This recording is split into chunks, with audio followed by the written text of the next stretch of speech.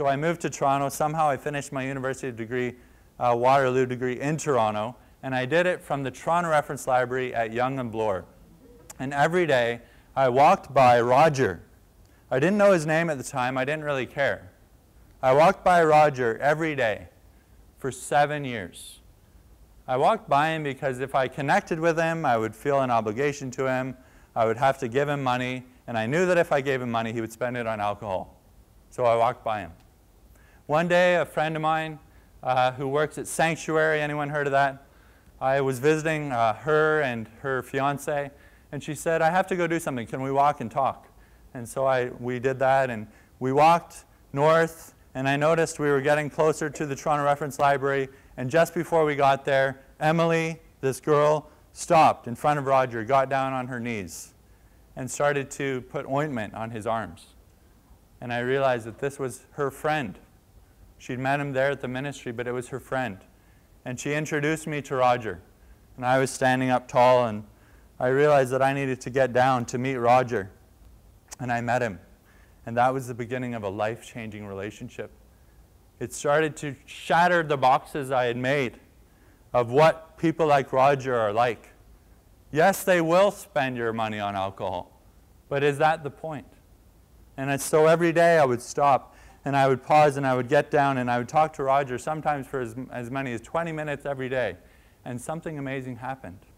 I come from a very conservative evangelical background, so I don't know how this fits into my theology. But when I sat and talked to Roger, who usually was swearing at someone, furious about someone who had invaded his territory, another panhandler, or even someone who had said something unkind to him that day. But I found that as I sat with Roger, I couldn't explain it. No one told me this would happen. I said to my friends, when I'm with Roger, I get a peace. My stress levels, even when he's swearing and he's angry, my stress levels drop. And so even for selfish reasons, I would love to go. And I shouldn't have said that because it makes me less of a spiritual superhero. But I would sit next to Roger, and it would be an amazing experience of God. And God started to teach me things about himself. But here's the other thing that shocked me about Roger. I realized that in walking by him every day as an evangelical Christian, every day for 7 years, I was not alone. I found that out because one day Roger said to me, I'm here every day. I said, every day? Sundays? Yes, Sundays. How about holidays? I'm here every holiday. You're here on Christmas Day? Yes, I'm here on Christmas Day. Are you telling me that no one has ever invited you home for Christmas? He said, no.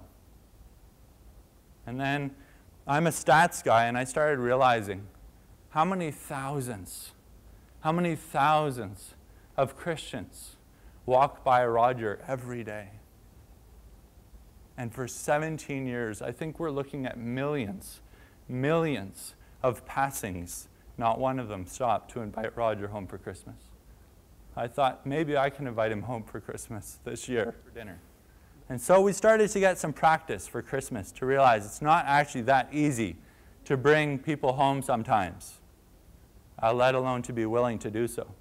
And so at Christmas time, I said, Roger, every day before Christmas, I said, Roger, don't forget you're coming to my home for Christmas. And sure enough, when I went to pick him up on Christmas Eve, he wasn't there.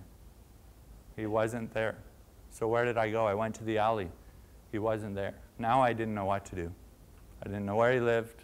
I didn't know really anyone who knew him except another girl who lived at Sanctuary, who worked at Sanctuary. And I said, do you know where Roger lives? She says, I don't know, but I know someone, another homeless person who knows him. And so I called this other person. The odds of finding him in the city of Toronto, 5 million people, were next to almost zero. But I called another guy, and I went and I visited him, and I said, where's Roger? And we went, and finally we arrived at a senior citizens home you would never guess. It's a nice senior citizens home where Roger went to sleep every night. And he had already gone home. Through his drunkenness, he'd forgotten that he would be coming home for Christmas. Or maybe he hadn't forgotten. He'd had so many broken promises that he gave up on it. But I got taken by one of the nurses in the senior citizens home and went into his room, which was so dirty, and there was a little TV with a grainy screen playing, and there was his pile of clothes that I'd gotten so well used to, and he'd already gotten down to his long johns and a couple other things as he prepared to spend his Christmas Eve drinking the night away.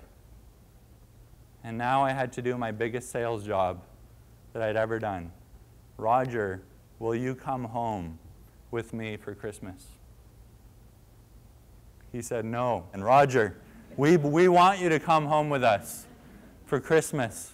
We prayed into the spiritual realms against any voices that were speaking into his head to say, no, just spend it here, drinking. That's where your comfort is. And we prayed, and we loved, and we yearned. And Roger put on his jeans, and we put him in the car, and we took him home. And it was probably the best Christmas Roger had ever had. Millions of times a Christian in 17 years walked by Roger. Never did anyone, at least successfully, invite him home for Christmas. Here's the end of the story. This, by the way, was last Christmas. In January, or maybe it was February, I got word from the girl that I had been in contact with to hear that Roger had died. Not exactly sure what from. Probably liver failure. He'd been hospitalized so many times in the last couple of years. But what a joy it was to be able to take Roger home for Christmas. I share that story, yeah, because it's inspiring, but also to show you how I failed for 7 years to see something. I put him in a box. I said, if I give him a toonie, he will spend it on alcohol, which I knew he would, because in my 20-minute conversations, he would tell me how much money he had, which was how much enough to buy beer, and so on. What are we missing? What are we missing?